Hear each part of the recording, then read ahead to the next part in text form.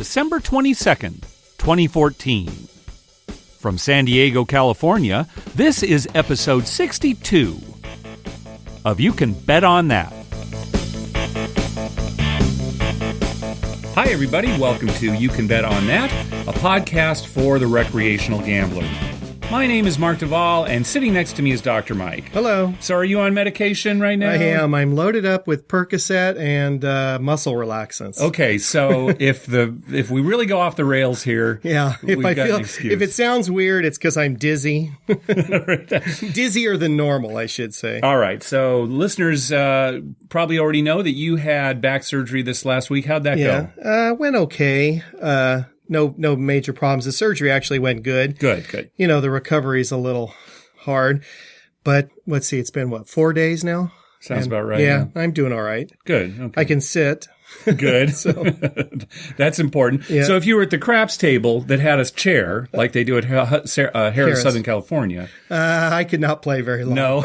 Okay, so you're not there yet. No, I'm not quite craps level yet. Yeah, all right. I'd be doing silly things like, putting all the hardways out for $100 a piece. That's crazy. Yeah, that'd be crazy. These serious problems. All right. Well, good. But it sounds like you're on a pretty good road to recovery here. You're certainly better than when I talked to you a couple days ago. Yeah, so, much better. Yeah, good. So, and speaking of which, since we're talking about this, we're doing our episode a little later than usual because of the surgery. And then as far as our next episode goes, that's going to kind of fall right between kind of the Christmas and New Year's time. So who knows when we'll really be doing our next episode. Right. Yeah. Well, I think it was originally scheduled, it would have been New Year's Eve. Yeah. Oh, that's right. New Year's Eve. So we probably won't do it on New Year's then. Eve. So it'll probably be maybe just after New Year's. Probably just after New Year's. Yeah. Maybe that Friday after New Year's. Yeah. Okay. So let's jump to the news. So the Taj Mahal was supposed to close here in December, and it's gotten a reprieve, at least for a little while. Carl Icahn, who was supposedly going to sign a deal with the union, didn't sign the deal, but then he said he offered up like $20 million to keep the Taj open for a little while. This is a fluid, ongoing story, and all we can really say is, okay, it didn't close. Yeah. It's going to stay open at least a little while longer, but its future is still... Well, if he's putting $20 million into it, you'd think he has an idea that it's going to stay open, right? Maybe, yeah. Because, why would you waste $20 million if you couldn't recover that, if it was like that was going to be lost money? My guess is that they heard that it was one of the few Atlantic City casinos that we hadn't been to. That's probably true. But Icahn heard that and thought, Dr. Mike and Mark, we need to keep this open, this iconic Atlantic City property open until they get here. Yeah. So probably waiting for me. This'll do it. He's coming, guys. He's coming. He got through the surgery okay. And let's do this. We'll never go. Yeah. And so everybody will keep their jobs. Yeah. That's our gift to the employees of the Taj Mahal. Unions around the country will be. Yeah, they're waiting for us. We're never going to visit your location. Good. You're welcome. You have a reputation for being around naked people in public. Yeah. Now, I don't know how it happens. It always happens to me. It seems like it's in a casino environment or like the buffet or whatever. And I don't actually seek this out. No. It just happens to me. Yeah. So a couple weeks ago, I was lucky enough to be with you when once again one of these naked person incidents happened. Yep. Yeah. We were standing at the craps table, and I did you see her first? I saw her first. I pointed out to you. I said, "Hey, Mark, turn around and look at this." And I turned around, and it was this woman walking with several people, and I think there was already security around her. Security was already point. there, yeah. But she just had a boob out. Yeah, a whole boob. And it wasn't like, oh no, I slipped. It was like she was almost deliberately exposing it. Yeah, she had pulled her dress, her thing down to expose, and they were good sized. Yeah, and she had them out, and I don't know what her activist message was. Well, my dad said that he had seen her earlier at a slot machine, and she was having some problem with security. Okay. So I think, she was probably drunk or there was some issue, and they were escorting her out, and she decided, as long as I'm getting thrown out, I'm going to pull out a boob. That's so strange. So they eventually just escorted her out, covered her up, right, and escorted her out. Yeah, it was funny. The last thing I saw was a security guard taking off his suit jacket to put over her. To cover her up. Yeah, because I guess maybe she wouldn't comply about putting her dress back on. Yeah. Or she obviously wasn't going to do it on her own, but she let him put the jacket on her. Yeah. So, I don't know. It's a double standard. That's what bothers me. Oh, what? Because if I whip something out and walk through the casino, I'd be arrested for I'd be on the sexual deviant list or something, right? Yeah, right. Probably. She just probably gets escorted to the door, and everyone claps and cheers the whole way. I mean, all the dealers were whooping it up, and everyone was like, "Woo, woo!" Well, it wasn't quite like that. Well, they were pretty. It did catch it. I don't mind the double standard. It actually doesn't get to me, so I'm not concerned that I can't just whip stuff out and get walk away through with the it. casino. Yeah, it doesn't bother me so much. As long as there's a girl doing it, I guess that's all right. All right. Hey, thanks to everyone who's been clicking through our Amazon link. Boy, yeah, we've been getting a lot of traffic, of course, during the holiday season here, so we really do appreciate that. Remember, whenever you're going to buy something through Amazon, go to our page first, youcanbetonthat.com, and click through our Amazon link at the top of the page. That way, when you make a purchase, we get a little kickback that helps cover the costs of hosting the show, and it doesn't cost you a thing. You'll pay the same price just like normal. And we actually got an email from one of our listeners, Drew, who he went to our website and couldn't find the link. And he realized that on his browser, he had an ad blocker up that was blocking all advertising. Right. So he couldn't find it. So as soon as he turned that off on his browser, then he could see the link. So I don't know if anybody else has gone to the page and not been able to find the Amazon link, but that could be it. It could be some setting in your browser that's preventing you from seeing it. But anyway, thank you to everybody who's been clicking through that link. We got an email from listener Matthew. I'm just going to read here. A few years ago, I encountered something around the craps table that was just plain strange. I was not playing, but watching a single player roll the dice. He was betting mostly green with some black. When he noticed I was watching, he stopped, and the pit came over and said I was not allowed to even watch the table. I had to move along. I moved along, but watched from a distance where I was not detected. I observed people being asked not to watch many times over. Couldn't play, couldn't watch. So nobody could even play on the table or watch this guy. Yeah, what the hell's going on there? A few questions. Have you ever heard of this? Is this legal? What could I have done if I felt so inclined? I really didn't care that much, figuring their place, their rules. But sometimes my teamster's attitude comes out, and I don't mind a good argument. Just need to know my options first. I should mention that this casino happened to be Caesars Windsor in Canada. But I won't be back there, so I am mainly asking about U.S. casinos if it ever happens to me again. So yeah, that is a good question. And I don't know what the... Well, we're not attorneys. Yeah, neither one of us is attorney. So we don't know what happens in Canada. Certainly don't know. Let alone, American casinos, what the law is. Yeah. But I will say this, in Las Vegas... And Nevada.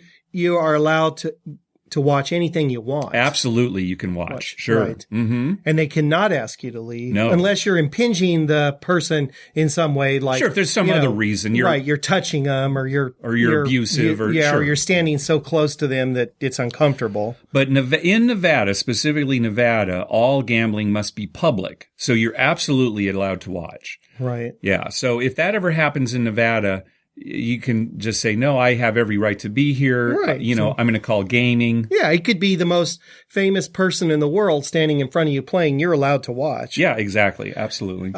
Maybe, and this is just conjecture on my part, but maybe this guy had come up with some model of play that's actually a winner. Oh, And he was testing it out for the casino. Oh, and they didn't want people to see his gambling method because he'd figured out how to beat craps. That's a very good guess on your part as to what was really going on there. Yeah, that's a real secretive. Yeah, they couldn't do it in a back room. They had to test it out in casino.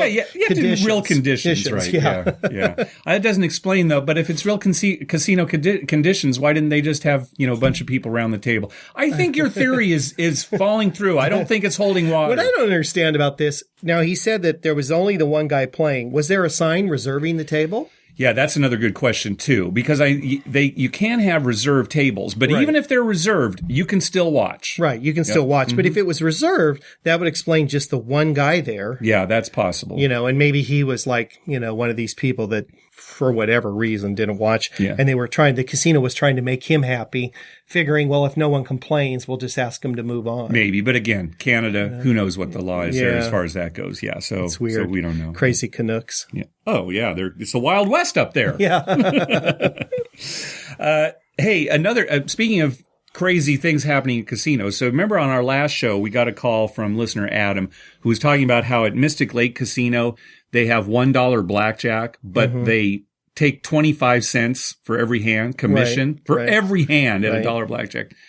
Adam got back to us and said, yeah, those tables were packed. Unbelievable. So, honestly, we talked about this. You'd be much better off just going to a $5 minimum table for a bankroll. If you're you're worried about your bankroll, I can only afford $1 blackjack. You're way better off going to the $5 table and playing. Right. Than losing $1 every 4 hands. Yeah, unless your bankroll's $20 or something. Right. And even then you might be better off. But he said they were packed. So, it's disconcerting because we always go on about, casinos, you need to get rid of 6 to 5 blackjack. But, most people who frequent the casino, they don't know that. They're not concerned about that. And that's Sucker born every minute, right? P.T. Barnum. Yeah. It's the P.T. Barnum theory. So anyway, but thanks for getting back to us on that, Adam. And speaking of voicemails, let's go to our voicemail hotline. Don't forget to give us a call at 951-292-4377. That's 951-2-WAGERS. 951-2-WAGERS. And let's go to our first call. This was actually a call that we intended to use on the previous show, but our audio got all messed up. Okay. It wasn't the audio from the phone call. It was our response. Audio was just missing. It just was gone. Yeah. So I need to reassess our... And this was one where we kind of needed to explain it in detail. Sometimes if some of the audio is missing, I can kind of edit around it and make it make sense. And this one, no way. Too much math. Yeah, too much math. All right, so let's go to this call. Oh, hi. I have a question. A friend of mine wants to know, what is the percentage of time that you would roll 3 sevens, not necessarily in a row, before a 6 or an 8 came up?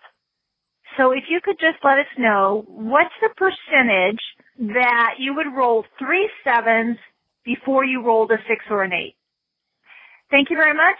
Okay, thanks for the call. Well, she didn't leave her name, but let's just call her Nicoletta. Yeah, it's good. Sounds like a good name. Yeah, we'll say it was Nicoletta's call. So thanks for the call, Nicoletta. Okay, so this is actually, the math on this is actually pretty straightforward. We want to know, what are the chances of rolling 3 sevens before a 6 or an 8? And they don't have to be in a row, so no other number matters. And it's just a 6 or an 8, not a 6 and an 8. Right, a 6 or an 8. Okay, so the only rolls we care about are 7s, 6s, and 8s, right? Now, of the 36, so we don't have to pay attention to all 36 possible rolls. We only need to remember the 7s, 6s, and 8s. Mm-hmm. There are 6 ways to roll a 7. And there are 5 ways each to roll a 6 and 8. Right. So a total of 10 6s or 8s. Right. So we're talking about 16 rolls that really we're interested in. Right. 6 ways to roll a 7, 10 ways to roll a 6 or an 8. So that's 16 total. Okay. All right. So what are the chances of rolling 1 7 before a 6 or an 8? Yeah, that'd be the 6 chances of rolling a 7 out of the 16 possible chances of rolling all 3 of them. Yes, exactly. So 6 out of 16. Okay. Which is 37.5%. Okay. So now if we want to figure out the chances of rolling 3 sevens before a 6 or an 8, we just take that 37.5% cubed. So in other words, 37.5 times 37.5 times 37.5, right? And that's around 5.27%. Okay. Those are the chances of rolling 3 sevens before a 6 or an 8. Okay. And actually, those are the chances of rolling 3 or more 7s before a 6 or an 8. Because all we've done is done the math for the 3 7s. For the 3 7s, right. So the chances of rolling 3 or more 7s before a 6 or an 8, it's about 5.27%. Okay. If we want to figure out the chances of rolling exactly 3 sevens before a 6 or an 8, then we just take that 5.27% and multiply it by the chances of rolling a 6 or an 8 before a 7, which is 10 out of 16, right? Remember, we had those 16 rolls, so it's 10 out of 16.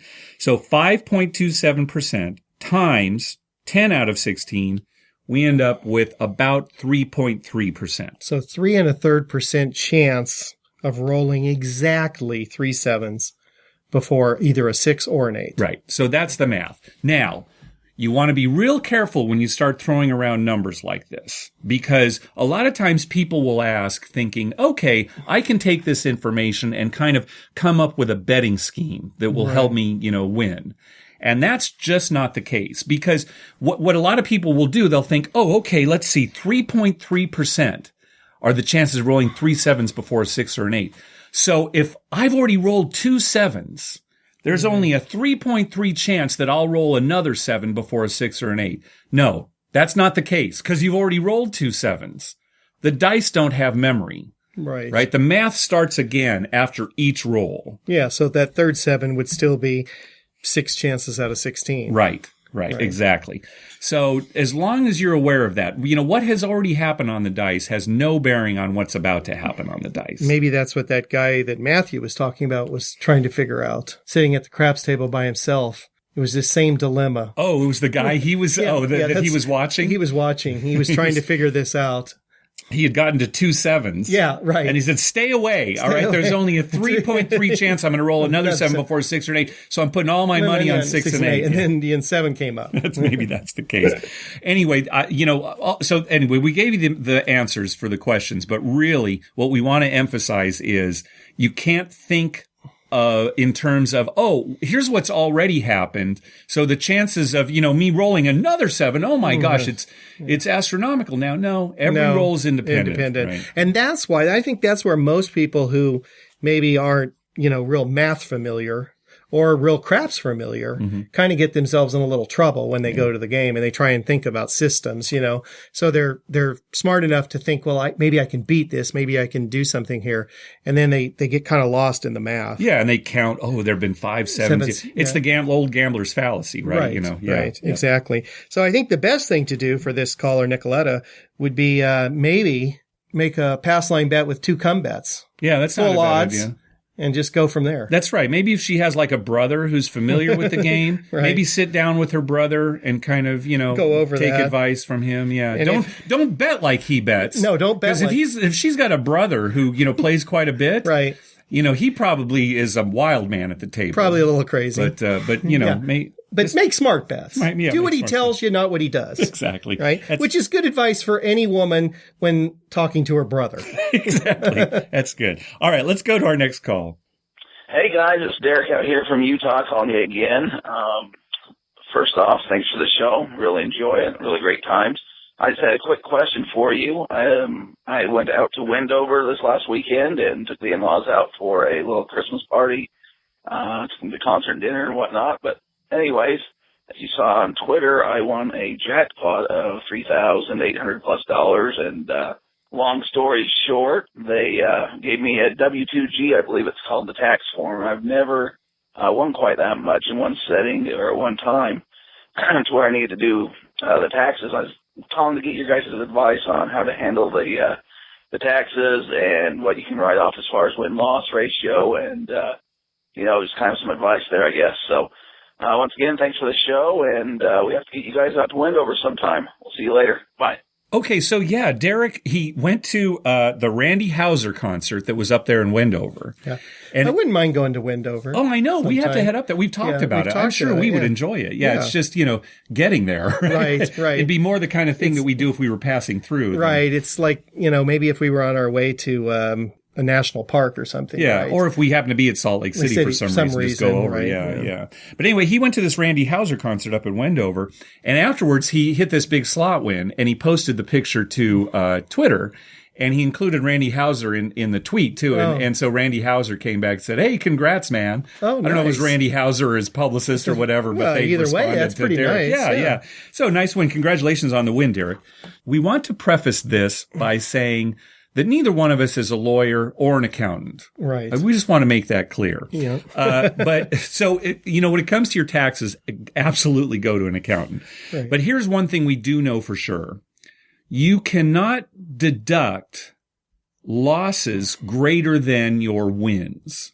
Otherwise I'd never be paying taxes. That's right. So, just as the simple example, if you won $3,000, you can only deduct up to $3,000 worth of losses and no more. Right. And also, if you were to be audited, the IRS would want to see a diary of your gambling losses. And an Excel spreadsheet is not good enough. It needs to be a handwritten diary. Right. They are pretty specific about wanting details. Yeah. Like I was at X casino for Y amount of time, and I played this for this long, and I did that for that long, and, I was in the toilet for this long, they want, it's crazy. Yeah. Now, some casinos will keep track of your wins and losses for you, but those are pretty inaccurate. Boy, especially if you're playing table games, they're inaccurate, Very inaccurate. And go ahead. Well, I was going to say, I would think though, unless you had a huge win, for something like this, you could probably tell your accountant, look, I won this, but, I've been 2 or 3 other trips this year and I've lost, and they would probably be fine. And you probably would not get audited. Yeah. I mean, I can't say that for sure because I'm not an accountant or a CPA or an attorney, but chances are you would not get audited and you would probably be okay for that. Now, if it was a large win, you might have some difficulty. Well, sure, it was like really big, like $500,000 or something. Right, yeah, you'd probably have some obviously you're going to pay some taxes on that. Well, and if it was that big, they would have deducted the amount before they paid you too. Kind of like the fire bets that we hit. Right. They actually took the money out right there. Yeah, we paid the taxes right there. Yeah, now, I'm assuming that we'll get some of that back on our taxes when we declare that we've had losses. Yes. So here's the other thing, and there's some gray area here. The IRS might insist that you be a professional gambler, that you be listed as a professional gambler before you can deduct any losses. Yeah, boy. And again, this is a gray area. I haven't heard that before. Really? I have. But again, is it true? I don't know. Yeah, I don't know. I'm going to ask my CPA this year when I go, she kind of, I know before in the past she's said, I've gotten the form from the casino and they've said, she said, well, did you lose that much? You lose, at least that. I'm like, yeah, okay, fine. And she just writes it off. All right, and I've never had a problem. Okay. But, talk to your accountant. That's ultimately the answer to your question. All right, let's hear from Miguel. Hey, guys. This is Miguel from Santa Ana, longtime friend of the show, calling in to say hello and give you New Year's greetings. Also to wish Dr. Mike well on his surgery and hope to hear you guys back on the air pretty soon. And by the way, I have to admit, I am one of those people that Dr. Mike hates. I like to go to Vegas, and sometimes I go there, and I don't even gamble. But think to yourself, where's the best Chinese restaurant in the world right now? It's in Vegas. It's not in China. So case in point. Anyway, my call is about a question I had, because I do love Vegas so much. I was wondering, has anyone ever thought about when they pass away, they reach that final stage, to have themselves cremated and maybe their ashes scattered in Las Vegas? What a great place that would be. Because whenever people think of you, they would think of going to Las Vegas to pay their last respects again. What a wonderful thing that would be, except that I'm pretty sure that it's illegal to spread your ashes in Las Vegas. And my question to you and to the audience is, if you had a choice of getting your remains stored in Las Vegas somewhere, where would you do it? If it was legal, of course. People would probably say the volcano, the fountains of Bellagio. I was just curious. I, by the way, have no such place in mind, but I do just like the concept of it. Anyway, guys, have a great new year. Keep the work going, and I just love your podcast. See you soon. Bye-bye. That's quite a question, Miguel. Quite a question. And it's not that I hate people who go to Vegas and don't gamble. I just find them very strange. Sure, they're odd. They're odd. Yeah.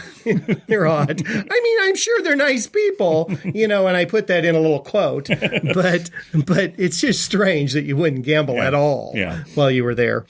As far as, I wished I had heard this before my surgery, because, you have to give them your advanced directive when you go in for surgery in case something bad happens. Yeah. I could have added that in there. Look, do this with my ashes.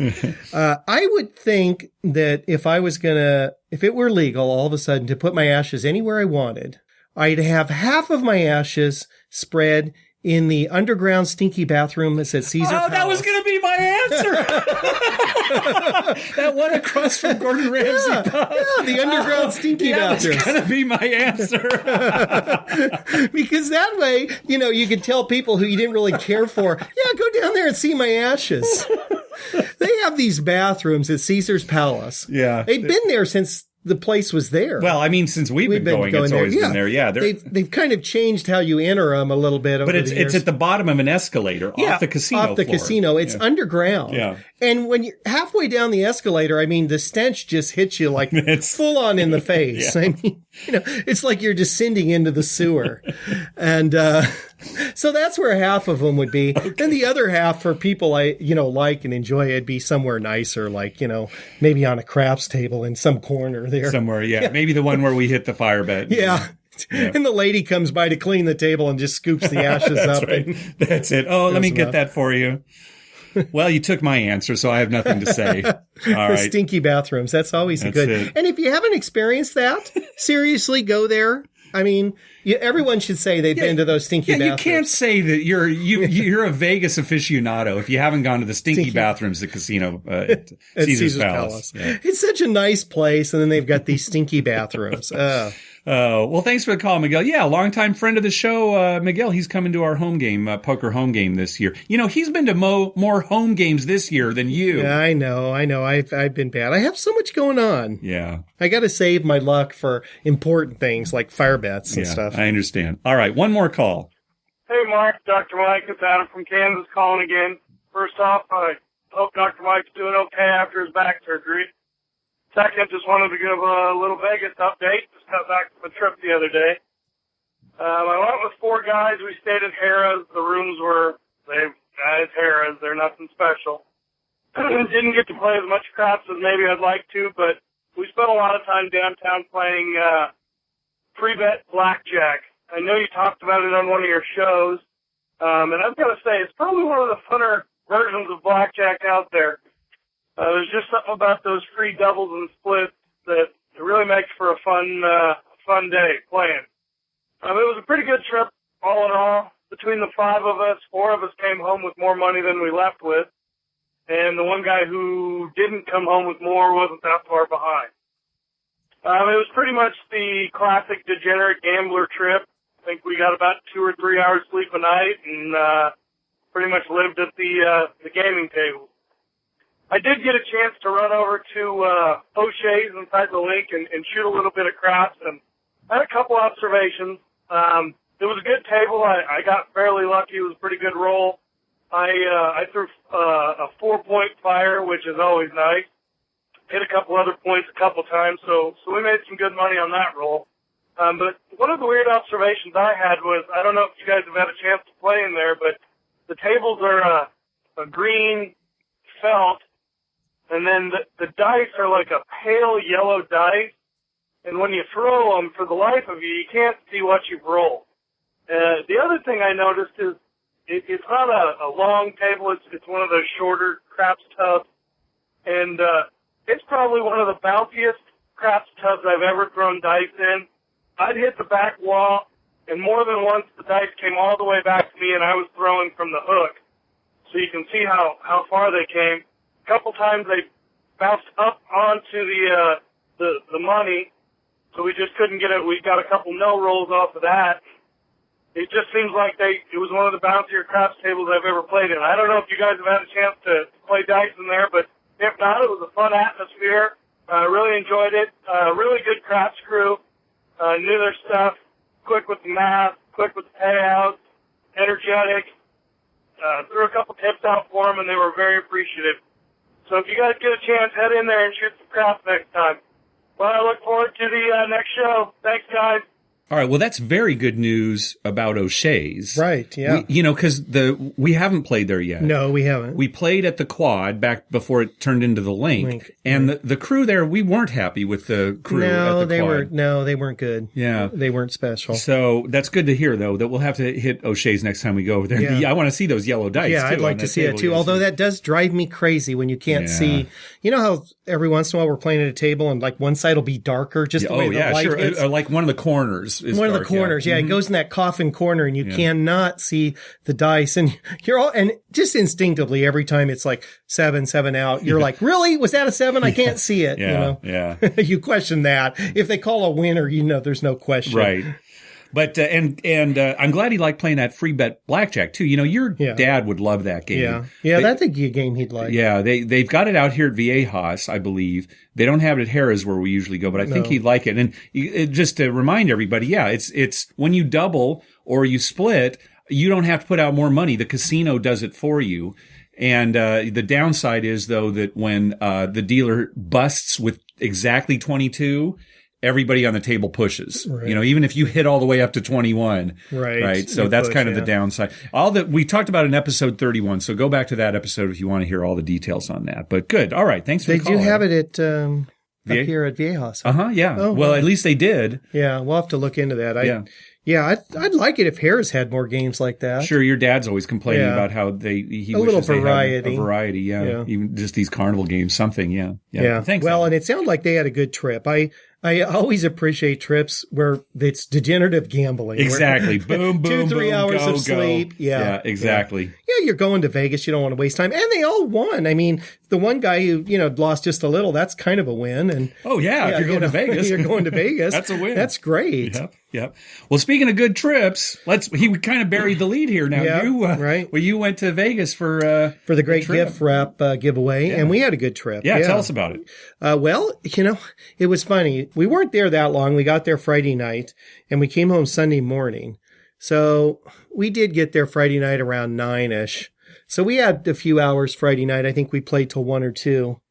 And then we got up early Saturday and pretty much gambled all day Saturday. Yeah. And then left early Sunday morning. My brother and my dad got there before us on Friday. They got there like noon on Friday.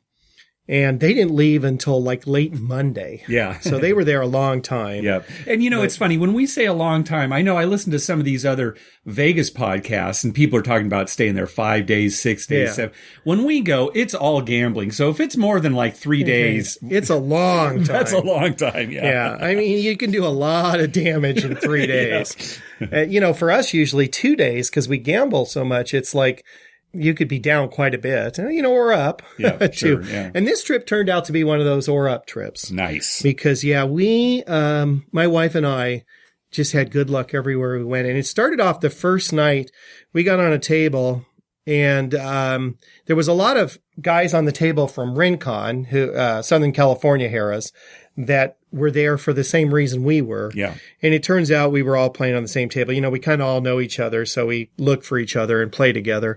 And one of the guys, Paul, who's a regular out at Rincon, real nice guy, he got the dice I'd say he was maybe the 4th or 5th shooter after we started, and he had a fantastic roll. He did not get a fire bet, even though he made like 7 points. Just couldn't make 7. 7 distinct ones. Yeah, he made, if I remember correctly, they were like 8, 9, and 5. Okay. Yeah. Just over and over. Over and over. Yeah. And I mean, a couple of times he made 9, like right back 2 or 3 times in a row. Yeah. But then a lot of numbers in between and a lot of hard ways. Okay. Which was good for me. And so immediately after his roll, I jumped up, like $7,500. Oh my gosh. Yeah. Wow. So his roll, and I think his roll started, I was pretty close to even, if not down, maybe just a little. But it was like a $7,500 roll. And my wife immediately socked that away. Good. So she said, now we'll just put this in the safe, and this will be your backup money, and you just play with what you brought. And if you need this, you can go into it. But if not, then they will take this home. Okay. And you're thinking, I'm going to be going to that safe before too long, yeah, right? I'm thinking I'm going to be at that safe tonight, right? and it turns out never had to open the safe again until we went home. Nice. So that was sweet. But after his roll, yeah, we cashed out, went up and put some money away, and then came back and played a little more and actually won a little more. My wife was standing there, and she was just watching at first. It was a $25 table, and I gave her $25. Mm-hmm. A $25 chip because it was her roll. Yeah. She put it on the table. She made a point. Didn't she roll like some naturals first? She like rolled some naturals. Yeah. She so rolled some 7s or 11s or something. So and she had enough some money to take odds. So Okay. she took odds and Yeah. she made that point. And then she made like 2 or 3 points, I think. And she rolled right before Paul. And so she had built up a little bit of a stash. And then after his roll, she had $1,500 in front of her. Out of a $25 Out of a chip. $25 chip. Nice. And all she did was take pass line with odds. Nothing else? Nothing else. Didn't make any prop bets, did not place any numbers, nothing. No come bets, Yeah. nothing. Pass line and odds. Yeah. That's all she did. And she got $1,500 off her roll and his roll. Nice. So yeah, so she was very happy with that. And then it just went from there. And then after we came back, played a little one, ended up going to bed, like 1 or 2 and got up the next day. And it was so funny because every table we went to, every craps table, we ended up leaving away a winner. Wow. Now, we weren't a winner the whole time. I mean, there was a couple of them. I was down a couple $1,000s, but then somebody would have a roll and it'd end up, okay, we're ahead now. Let's go. Nice. So the only table I lost on the whole weekend was we had gone over to Paris, which is where my dad and brother were. We met them. The Paris tables were packed. I mean, literally packed. And I hate crowding into a packed table. Yeah, I don't and there were, 4 of us, so we didn't want to, like 2 of us play and 2 watch or something. So we were trying to look for an empty table. We walked over to Bally's because, Paris and Bally's are connected there. Yeah. Mhm. So we walked over to Bally's and we found a table that was fairly empty and it was miserable. I mean, it was like, I went through like $1,500 in like 0 time. I mean, it was like terrible. And so the 4 of us played there and got wiped out. And then we went back to Caesars and I think they went back to Paris after that or somewhere. But that was the only table I lost at the whole trip. Wow. So, yeah, it was a great trip. And we got all of our free gifts. Oh, yeah. So you were going there for the great gift wrap up in the morning. And I think Right. you were telling me, too, that the dealers at Caesars say this is their busiest weekend of the whole year. One dealer told me the busiest weekend of the whole year. Now, that includes like Super Bowl and, 4th of July, all the big holidays that Yeah. people go to Vegas for and stuff. And he said, this is our busiest weekend. Yeah, well, because everybody goes there. Yeah, everyone goes there. Well, and all the like 7 stars and the higher up diamonds go because they want their gifts, Yeah. right? So everyone's there. And, also, it's kind of a good time that first week in December. I guess, people like before the holidays and stuff. Yeah. It's a good time for a trip, I guess. yeah. But, it is packed. Very hard to get rooms, he said, and the tables were all full. And it showed because like on Friday night, they were all $25 tables. Yeah, at Caesars. Yeah, there were no $15 tables. Yeah. Although Saturday during the day, there was a $15 table, which we just happened upon. But mostly they're $25 tables. And so you did your shopping on Saturday morning? Did our shopping Saturday morning. Now, my wife, she's organized and she had picked out everything she wanted because you can do it all online. Ahead of time. Yeah. Yeah. So she had all the, order numbers for everything that she wanted. And she basically just had to go around to the little stations and confirm that she had the right number. And that was it. We were in and out fairly quick. Yeah. Other people, who don't do that ahead of time, takes forever. Yeah. But yeah, we got some nice stuff. Got one of those GoPro cameras. Oh, yeah, nice. Yeah. And I'm curious to play around with that. Yeah. I got an inversion table too for my back. Oh, good. So All I can right. hang upside down and Great. concentrate on, craps, strategy and stuff upside down with all the bloods at my head. Good. And, so anyway, good trip. And Good. we had a nice trip home too. And then you went to the After all rodeo that. too, right? Oh yeah. We went to the rodeo Saturday night. The national finals, I guess. Is Yeah, it? the National Finals Rodeo. Now, Right. why isn't it the National Rodeo Finals? I don't know. It's the National Finals Rodeo. So it's like the 18 highest ranked rodeo guys Yeah. and girls in the world and they compete. And they were from various countries. I mean, they weren't all Americans. A majority were Americans, but a lot of them were from foreign countries. And those guys are crazy. Yeah. You think, putting $100 on a hard six is crazy? That's crazy. I mean, these guys are crazy. Yeah.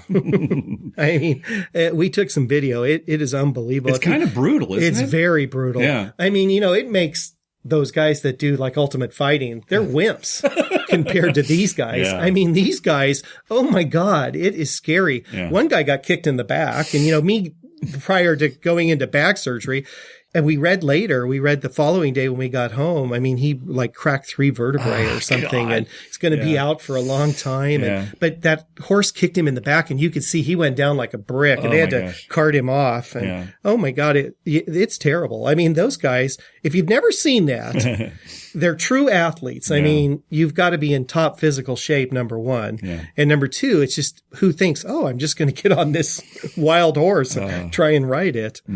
But yeah, anyway, that was good. Harrah's, Caesars, anyway, took us there in a shuttle and brought us back. Oh, good. And, yeah, it was very nice. Good. So, it's so great that you had a good trip. Yeah. And then the week after, you and I went to Harrah's Southern California and had a winning trip. Had a good. We're on a run. You're on a run, and then you have surgery. Yeah, I know. I hope this doesn't slow me down. Then I had to go to the casino by myself and get wiped out. Yeah. Well, I need you there to bring me the luck. It's we guarantee each other wins, is what it is. That's right. Yeah, we feed off each other, so to speak. Good. Well, congratulations on a good trip. Yeah. Right. Thanks. Well, that's going to do it for this episode. We want to thank everybody who's been sending in best wishes to Mike. I know you appreciate it a lot. Yeah. We've been getting responses on Twitter and Facebook as well too, along with the calls and emails we've gotten. So. Yeah, the doctor said I asked him about how long before I could play craps, and he said, as soon as you're up to it. Nice. So maybe this week? Maybe this weekend. Okay. All right. Hey, be sure to download our app for your mobile device. You'll get access to all our episodes, quick links to contact us via Twitter, Facebook, email, and our voicemail hotline, and you'll get bonus audio. On the bonus audio for this episode, we talk more about stupid casinos and some of the rules they have. With our app, you'll also get TV listings showing all the gambling-related shows coming up within the next 2 weeks. I update those listings every Wednesday using a program I wrote myself to search through all the raw American TV data. The bonus audio and the TV listings are only available on our app. To download it, go to our webpage, youcanbetonthat.com, and on the left-hand side of the page, click on the link that says How to Download Our App. We have a link for Android devices and another one for iPhones and iPads. We'd love to hear from you. Call our voicemail hotline at 951-292-4377. That's 951-2-WAGERS. Or you can email us at youcanbetonThat@gmail.com. Also, follow us on Twitter at YouCanBetOnThat. We always tweet when we're in a casino or on our way to a casino, and we'd love to meet up with you. Like us on Facebook at facebook.com/YouCanBetOnThat, and head on over to iTunes and write a review for us. That helps us get new listeners. Dr. Mike. Well, I'd just like to say once again, thank you very much for all the good wishes from all the people out there. That was wonderful to hear. And if you ever need a good back surgeon, Dr. Ostrup is the bomb. Nice. He's a really good surgeon. A very nice guy, too. I'm going to have to take him out to Harrah's and, give him a night of like free hardway bets or something all night long. I'm sure he would appreciate that. And also, I want to mention that Harrah's Southern California Resort is giving away $1 million on New Year's Eve. Oh, yeah, that's right. New Year's Eve, 11 o'clock p.m. Right. On New Year's Eve. You have to be there. You have to be present. Yeah, not like last year. Right, but they are giving away $1 million. So, might be worth a trip over there, especially if you're in Southern California at all. Yep, that's right.